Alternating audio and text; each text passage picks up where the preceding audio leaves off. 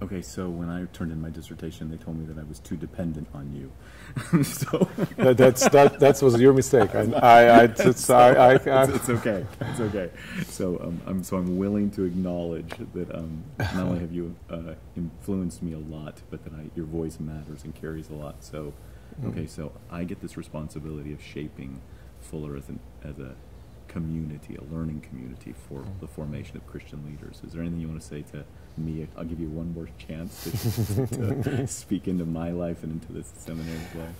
You know, when I graduated from, got my PhD, graduated from Tübingen with a doctorate, I talked to Jürgen Moltmann about my own career, writing career, and so forth. What do I do? And I was so incredibly impressed by his ability to articulate the fundamental Christian convictions in ways that seemed resonant with what was going around him. And basically his answer to me was, take an issue that moves people and shine the light of the gospel on it.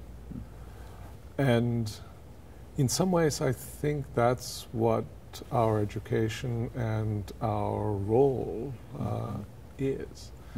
To take up these issues, fundamental issues that move people, and see how faithful adherence to the gospel, what kind of light does it shed on the situation.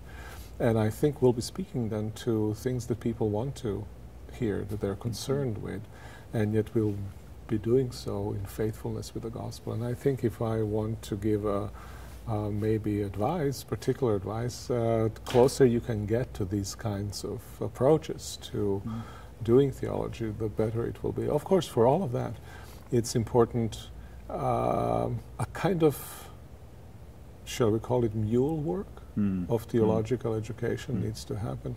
And I often think people want to do kind of sexy theology very quickly to come to speak in compelling ways to the broader culture without having done the hard work of actually understanding the faith, understanding the tradition of folks who have in previous ages reflected upon the faith, the folks who are giants, much smarter than I ever could possibly dream to be, and yet they have struggled with faith, articulated faith.